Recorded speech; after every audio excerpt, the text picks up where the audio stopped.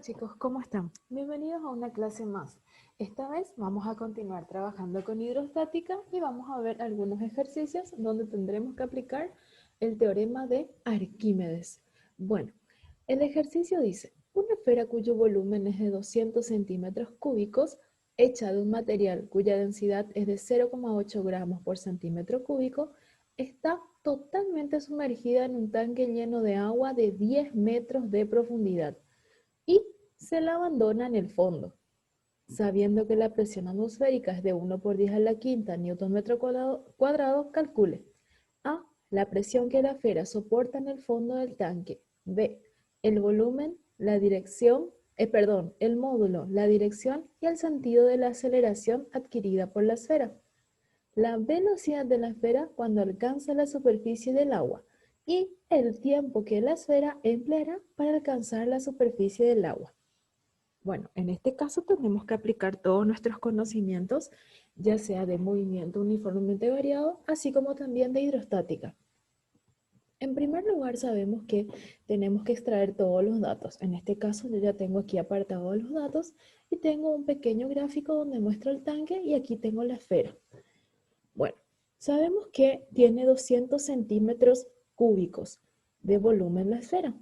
En este caso, para poder trabajar con esto, necesitamos pasar de centímetro cúbico a lo que sería metro cúbico. Sabemos que para pasar de centímetro cúbico a metro cúbico tenemos que dividir entre 100 al cubo. Y de esa manera obtendremos el valor en metros cúbicos. Siempre tenemos que tratar de trabajar todas nuestras unidades en el sistema internacional. Entonces, si escribimos 200 dividido 100 elevado al cubo, obtenemos en este caso 2 por 10 a la menos 4, 2 por 10 a la menos 4 metros cúbicos.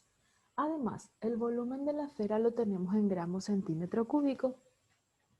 Sabemos que si multiplicamos por 1000, obtenemos el volumen de la esfera en kilogramos metro cúbico. Entonces aquí obtenemos 800 kilogramos por cada metro cúbico de densidad. Además nos da una profundidad de 10 metros.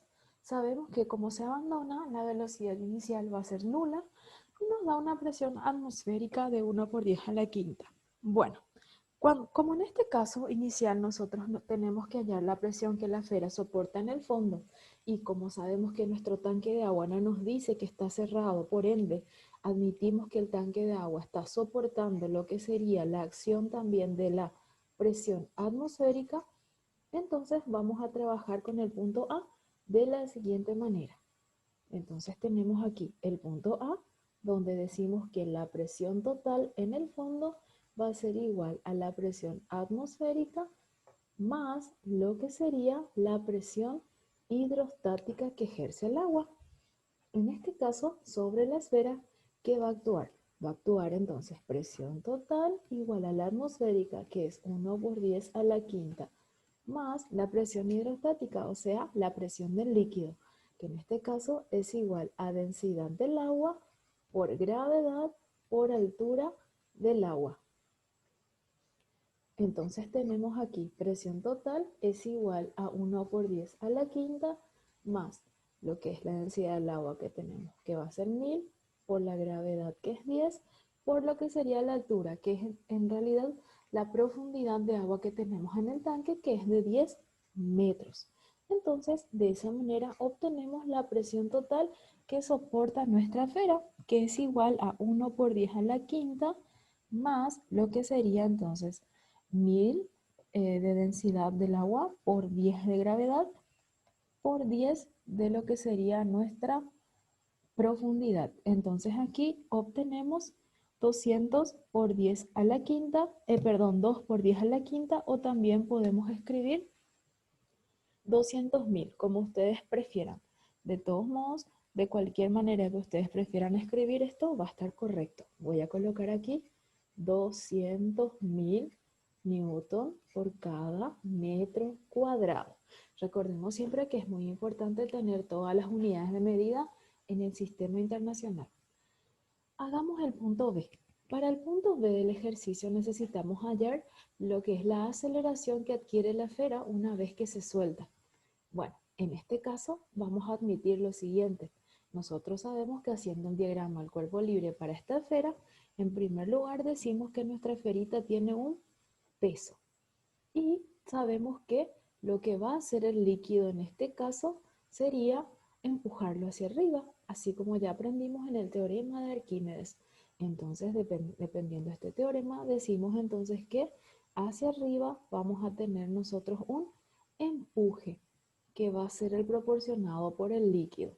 Como en este caso habrá movimiento de nuestra esferita, entonces debemos de trabajar de la siguiente manera y vamos a decir que para el punto B, como la esferita se va a mover entonces hacia arriba, nosotros vamos a admitir de que esta esferita va a ser entonces positiva, mejor dicho, para esta esferita el empuje. Por ende, vamos a decir nosotros empuje menos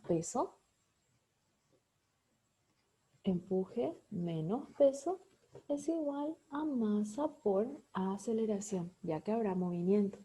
El empuje ya sabemos que le pertenece al líquido. Entonces, desglosando, decimos densidad del líquido por lo que sería el volumen del líquido desplazado por la gravedad menos lo que sería el peso de nuestra esferita, es decir, masa de la esferita por la gravedad. Entonces, de esa manera tenemos aquí masa por gravedad. Ahora bien, ¿a qué es igual entonces esto? Esto es igual a masa por aceleración. Y sabemos que tenemos que tener en cuenta aquí la masa de la esferita. Entonces vamos a decir aquí masa de la esferita por la aceleración. Entonces, de este modo decimos densidad del líquido. Nuestro líquido sabemos que es agua, pero vamos a tratar de despejar todo lo que obtengamos, ya que no tenemos aquí nosotros lo que es la masa de la esferita, pero recordemos que la densidad del cuerpo, de un cuerpo cualquiera, o la densidad, como quieran llamarlo, para no confundirnos con muchos subíndices, podemos escribirla como masa sobre volumen. Entonces la densidad la escribimos como, la masa, mejor dicho, la escribimos como densidad por el volumen. Ya que hablamos de la esferita, entonces decimos masa de la esferita es igual a la densidad de la esferita por el volumen que ocupa la esferita. Entonces va a ser densidad del líquido por volumen del líquido desplazado por la gravedad menos masa de la esferita, que en este caso sería densidad de la esferita por el volumen de la esferita por la gravedad, puesto que hemos reemplazado la masa de la esferita. ¿Y esto es igual a qué cosa? A lo que es entonces masa de la esferita, nuevamente densidad de la esferita por volumen de la esferita por la aceleración. Entonces, de este modo empezamos ya nosotros a trabajar con todos nuestros datos y vemos que podemos simplificar. Como en el esquema gráfico que tenemos aquí es notorio que la esferita por completo está dentro del tanque de agua, ya podemos admitir entonces que el volumen del líquido desplazado que tenemos aquí va a ser igual a ¿qué cosa? El volumen del líquido desplazado va a ser igual al volumen de la esferita. Por tanto, yo puedo escribir mi ecuación de la siguiente manera. La voy a escribir entonces densidad del líquido por, en vez de volumen del líquido desplazado, escribo volumen de la esferita por la gravedad menos densidad de la esferita por el volumen de la esferita por la gravedad. Y esto me va a dar densidad de esferita, volumen de la esferita por la aceleración. Como ven, en los tres términos tenemos el volumen de la esferita como un término común, por ende podemos simplificarlo. Es decir, puedo sacar volumen de la esferita y volumen de la esferita de los tres términos. Entonces aquí escribimos densidad del líquido por la gravedad menos densidad de la esferita por la gravedad. Y esto es igual a densidad de la esferita por la aceleración.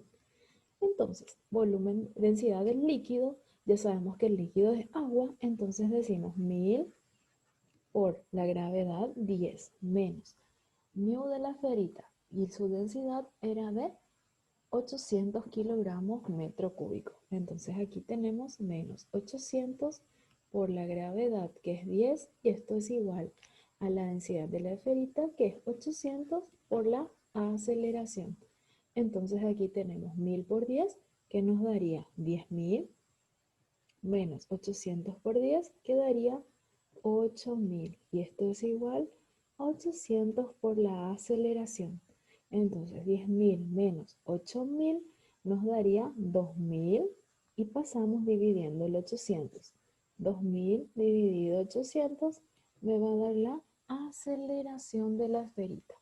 De ese modo obtengo que la aceleración de nuestra esferita es igual entonces a 5 medios, o bien puedo escribir 2,5 metros por segundo al cuadrado. Y de esta manera obtengo entonces la aceleración de la esferita.